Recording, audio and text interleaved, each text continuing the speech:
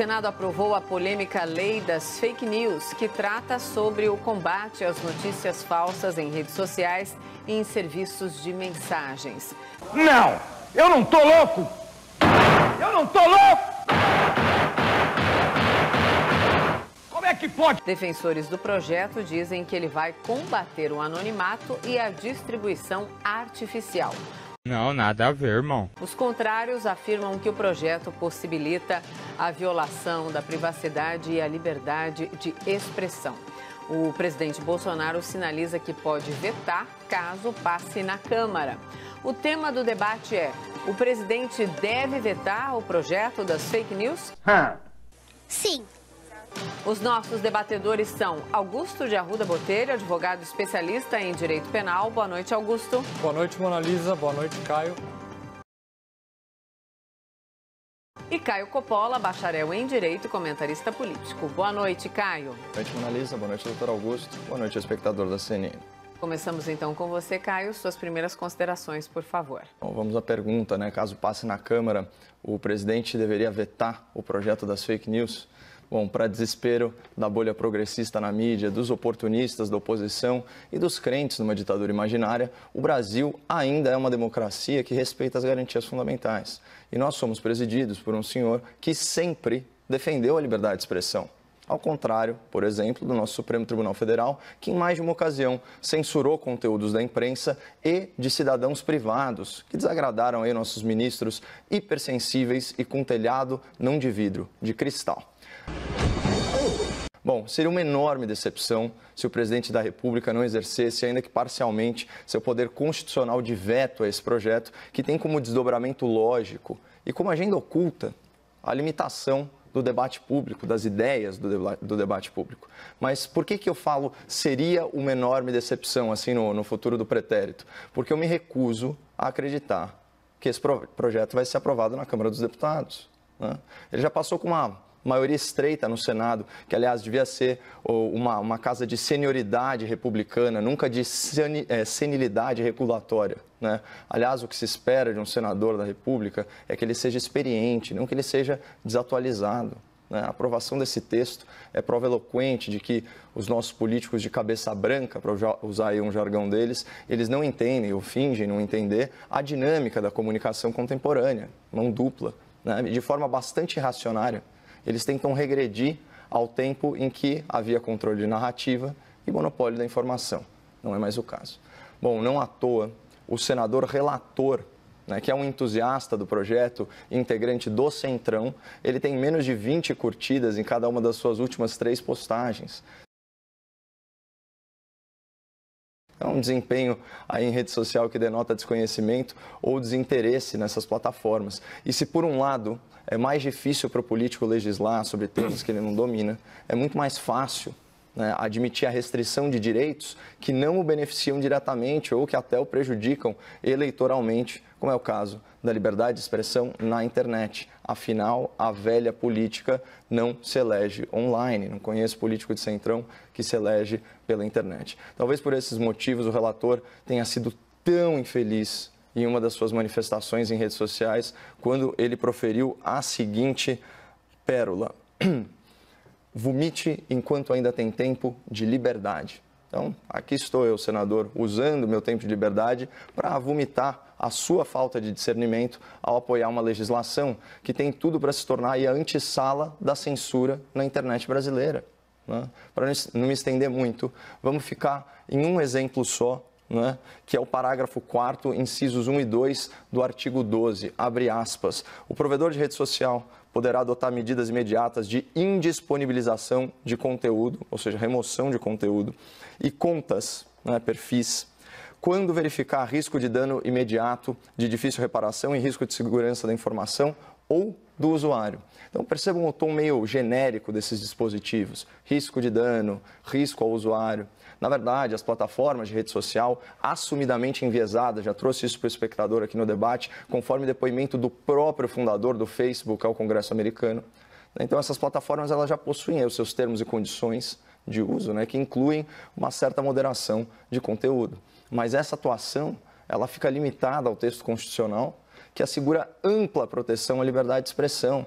e aos remédios penais para eventuais abusos de direito. Ao legislar sobre essa matéria de forma específica, em âmbito infraconstitucional, o Congresso ele abre uma brecha para uma ingerência ainda maior e agora legítima dessas empresas, como Facebook, Google, Instagram, WhatsApp, Telegram, por aí vai. E vamos lembrar que essas corporações elas já atuam de forma muito arbitrária em termos de moderação de conteúdo, chegando ao cúmulo de tirar do ar postagens do presidente da República. Mas a esperança vem quando a gente troca de casa legislativa. Vou ler um tweet aqui para vocês. Para salvar a democracia, os democratas brasileiros decidiram assassinar a liberdade de expressão. O projeto aprovado no Senado diz mirar nas fake news, mas é para acertar a liberdade. Um lixo que tem que ser varrido pela Câmara. Lutaremos. Então, quem se pronunciou assim, de forma bastante incisiva e bastante pertinente, foi o deputado paranaense, o Paulo Eduardo Martins. Então, que ele seja acompanhado aí pela maioria dos seus colegas.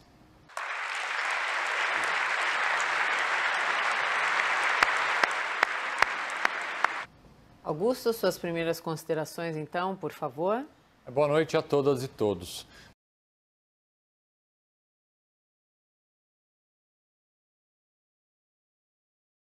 O PL 2630, conhecido como Projeto de Lei das Fake News, foi aprovado na noite de ontem pelo Senado Federal.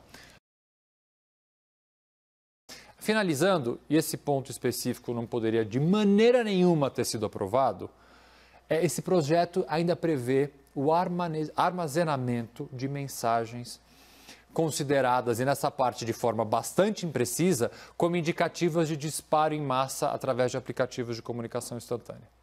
Esse ponto específico viola muito o direito de todos nós ao sigilo de nossa comunicação. O projeto de lei é importante? Muito importante. Não, nada a ver, irmão. Desde a última versão até a aprovada ontem, houve avanços e melhoras? Sim. Temos ainda pontos a melhorar e principalmente retirar do projeto? Com certeza. Mas estamos, digamos, num caminho agora mais certo. É preciso que agora haja mais discussão, não apenas no âmbito parlamentar, para que no momento de sua aprovação esse projeto não vire mais uma disputa entre governo e oposição.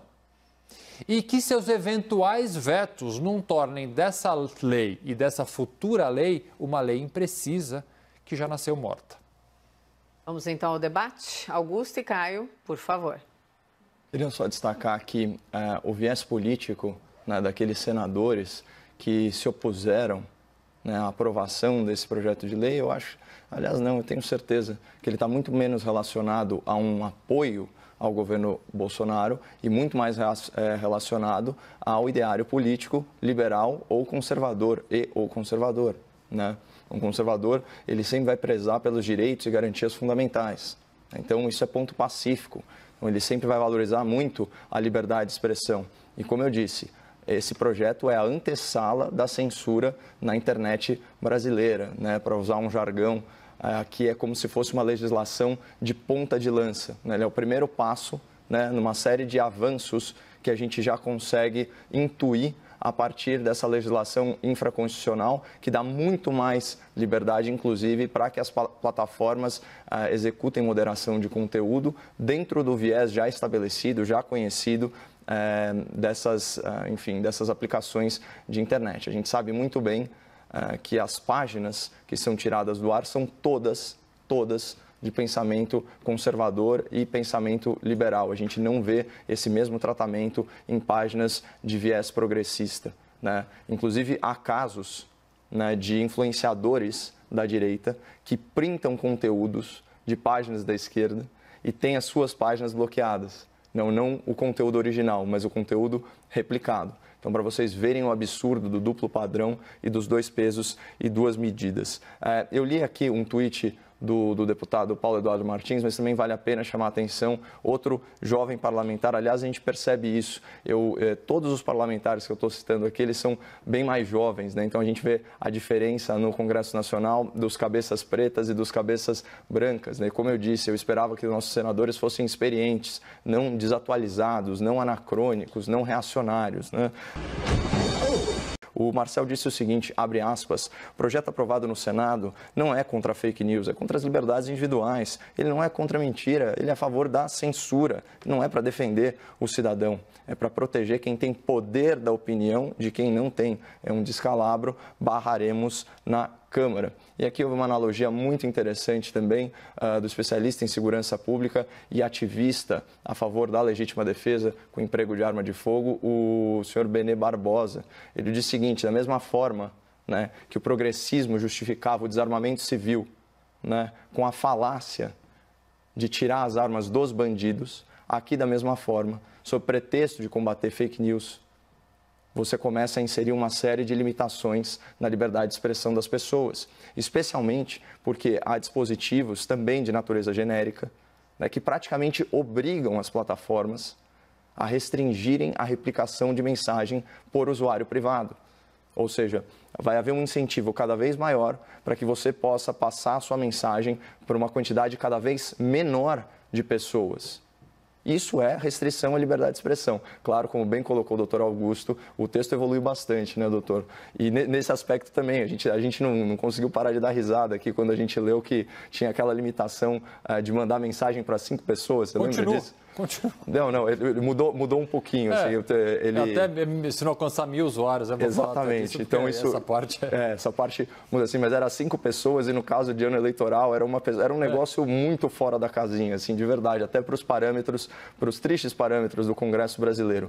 Mas houve essas melhoras, mas percebam de novo que isso é aquele primeiro passo. E sem querer incorrer aí na falácia da ladeira escorregadia, mas também a sabedoria popular ensina que onde passa boi, passa boiada. É por isso que a gente tem que estar sempre muito vigilante quando o assunto é liberdade de expressão. Bom, uma coisa me chamou a atenção, e esse governo é um governo relativamente novo, mas ele tem uma forma de agir um pouco parecida, uma estratégia um pouco assim organizada, de certa forma. Quando você percebe que todos os apoiadores do presidente, em vários campos, não apenas no parlamento, não apenas a base de apoio dentro do Congresso e no Senado, mas a base de apoio nos influenciadores, a base de apoio nos pensadores, daqui a pouco eu encontro uma palavra melhor. Vai fazer crossfit na praia! Mas na base de apoio do presidente, seus apoiadores, quando eles, de forma concomitante, saem quase que em massa fazendo a defesa ou o ataque a qualquer que seja o tema, um projeto de lei, uma iniciativa de um governador ou qualquer coisa que o valha, é melhor que a gente olhe com olhos bem atentos a essa movimentação, muitas vezes orquestrada. E o que a gente percebeu depois da aprovação do PL, não estou aqui defendendo o PL, estou fazendo uma consideração. Sim. Depois que esse PL passou no Senado ontem, as redes sociais foram inundadas por uma série agora de garantistas que falam em liberdade de expressão, em privacidade, em direitos e garantias fundamentais. Oh, meu Deus, a minha liberdade, a censura. Mais uma vez é de se perguntar onde estavam escondidos esse tempo todo, grande parte, não a totalidade, obviamente, desses grandes defensores dos direitos constitucionais. Mas todos saíram de suas tocas para ser contra esse projeto. Não que o projeto não tenha falhas, volto a afirmar que há, mas esse posicionamento orquestrado me faz supor, e pegando uma fala do meu debatedor, que há alguma agenda oculta, que eu não saberia dizer qual é, mas há alguma agenda oculta por trás desse projeto, porque causa, no mínimo, um pouco de estranheza esta manifestação tão concomitante e orquestrada de apoiadores do governo em relação a esse projeto. Com relação, e aí eu acho um ponto importante da gente tratar, porque na fala inicial do Caio ele trouxe isso, e aqui, Caio, eu vou divergir de você, porque eu acho que o projeto melhorou e melhorou bastante, com relação à moderação do conteúdo. Nós já debatemos isso em outro aspecto, se seria possível essas plataformas retirarem conteúdo, seja de presidente ou seja de qualquer pessoa, se o conteúdo fosse sabidamente falso ou fosse incitação ao crime. Nós divergimos dessa posição, inclusive citando o presidente Trump Trump e o presidente Bolsonaro. E o projeto prevê, de certa forma, uma moderação muito mais transparente, porque o que nós não tínhamos no passado, e não temos até agora, na verdade, é uma moderação transparente. Por isso que eu não concordo também com a sua posição quando afirma que há um duplo padrão, que só pessoas conservadoras são, de certa forma, excluídas da rede, os progressistas não são, porque a moderação, como ela é feita agora, em sua quase totalidade, ela é feita através de algoritmos. Não há um uso humano, não é uma pessoa que de fato faz essa moderação. São sim robôs programados. Será que esses robôs são programados só para quando alguém progressista, realmente o robô foi programado para isso? Aqui é uma dúvida, acho pouco provável. Não, nada a ver, irmão. Mas voltando à questão da moderação, como é que ficou o projeto agora? Pelo menos as plataformas vão ter que comunicar à sociedade, nós, como essa moderação é feita. De que forma? Elas vão ter que apresentar relatórios trimestrais públicos sobre a transparência e as contas que foram moderadas. Entre as informações que esse documento deve ter são as seguintes: o número total de moderação de contas e conteúdo, a motivação da moderação, essa parte eu achei bastante importante, quais foram as medidas tomadas, o número de contas, aqui é uma coisa mais burocrática, e os conteúdos impulsionados e publicitários. Mas esta parte aqui, a segunda, a motivação da moderação, eu acho extremamente, por isso que eu disse que houve avanços no projeto. Isso aqui traz uma transparência para essa problemática, que é como as plataformas fazem a moderação. Isso eu acho um avanço. É melhor desta forma, como da forma atualmente está, que ninguém sabe. O que a gente sabe é que, na maioria das vezes, essa moderação é feita por robôs e não por homens. Mas aqui eu acho um ponto importante de trazer, que eu achei positivo no projeto aprovado na data de ontem.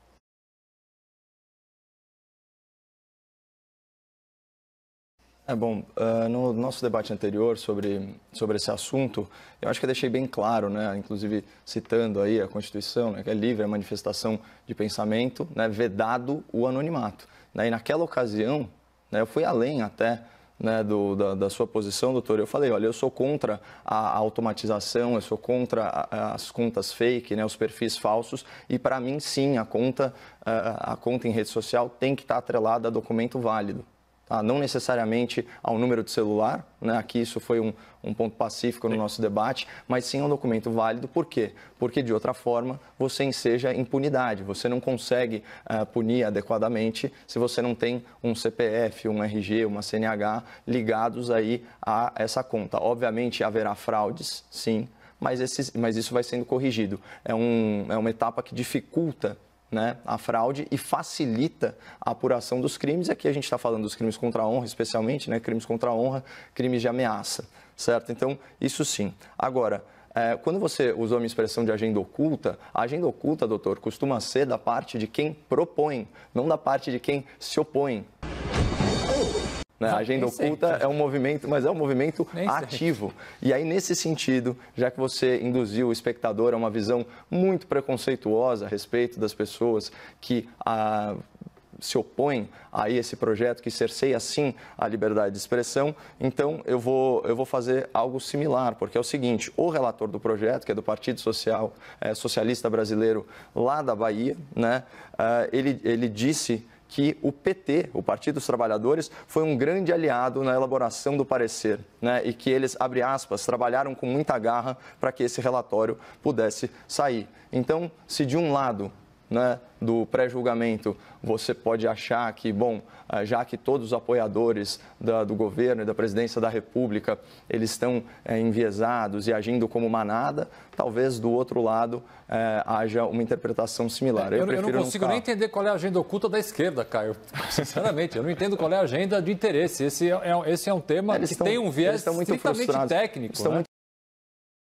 Frustrados, né, doutor? Porque eles perderam o monopólio da informação, o monopólio da narrativa, eles não controlam mais as informações, os gargalos da mídia agora não são as únicas fontes de informação, a informação agora é uma via de mão dupla e é por isso que a imprensa tem perdido tanta credibilidade, porque insiste num modelo que, ao contrário aqui da CNN, não preza pela pluralidade de ideias. E aqui eu queria também chamar a atenção, eu falei que eu mencionaria parlamentares jovens, né? a Frente Parlamentar Mista da Economia e Cidadania Digital, presidida por um deputado nascido em 1987, né, o JHC, que é do PSB lá de Alagoas, né? E tem como coordenador geral o Vinícius Poit, que também é um deputado paulista aqui com menos de 35 anos. E eles apontaram os principais problemas, é o resumo de um estudo, né? Eu vou ler rapidamente aqui os principais problemas dessa legislação e é muito útil porque tem algumas questões técnicas. Então, primeira coisa, colide, né, com a Lei Geral de Proteção de Dados, né, que por sua vez mudou o Marco Civil da Internet aqui no Brasil. A comunicação, você criticou isso, a comunicação entre plataforma e as empresas telefônicas, ela necessariamente implica em compartilhamento de dados pessoais que são defesos na legislação atual. Outro problema, essa coleta massiva de dados também, né, parece que esse seria, se implementado, esse seria o modelo de rastreabilidade de mensagens privadas mais rígido do mundo. Né? Então, as mensagens encaminhadas por todo e qualquer cidadão, aí durante um tempo elas seriam rastreadas e armazenadas, ainda que só em metadados, né? Mesmo sem vínculo com atividade legal. Eu imagino que aqui, como garantista, essa seja a sua crítica, né? Você age já... Você presume que pode ter alguma coisa errada na mensagem. Exatamente. O terceiro problema é aquela proposta confusa do modelo de moderação. Já falei sobre isso, mas também dentro da plataforma. Não fica claro se é um modelo de defesa prévia, né, ou se já é um modelo de apelação. Ou seja, eu questiono e aí você apresenta, ou eu retiro do ar e você apela. Então, isso não está muito claro. Outro problema é a composição, competência e autonomia do conselho, né, que vai fazer a moderação disso e a preocupação com a politização desse conselho. Aí os dois outros problemas, que não são menos importantes, falam sobre os custos da data localization, que é obrigar todo esse banco de dados a estar no Brasil.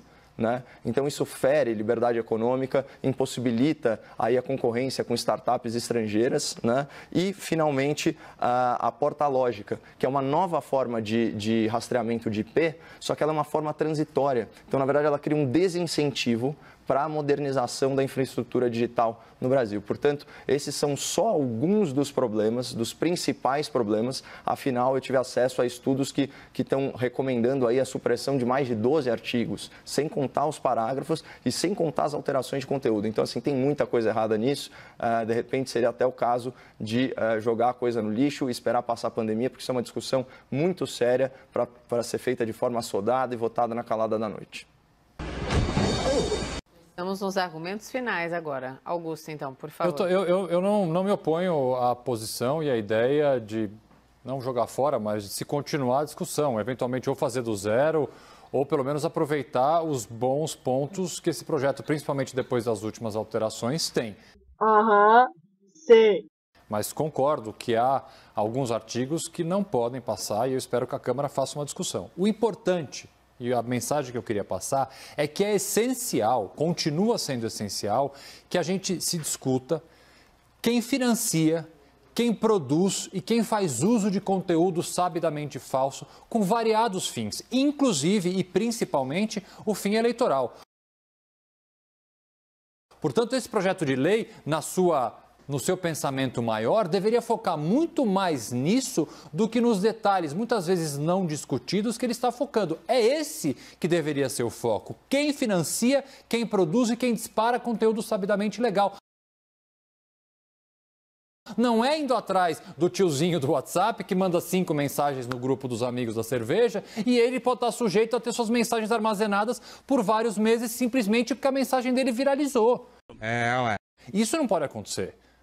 Nós estamos perdendo o foco. Esse é o grande problema desse projeto, a perda de foco. Caio?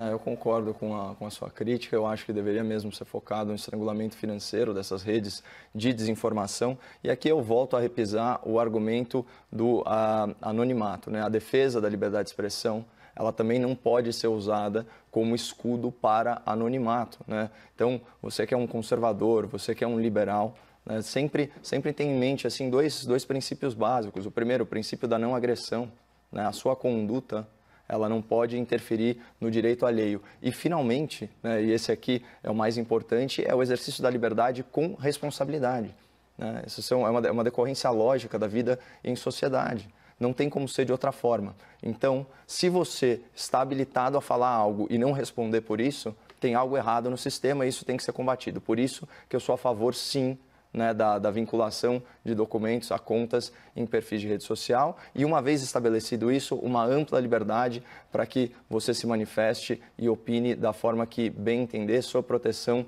da Constituição e do Estado brasileiro. Obrigada, debatedores. Augusto, boa noite, até amanhã. Boa noite. Caio, boa noite, até amanhã. Boa noite, Mona Lisa.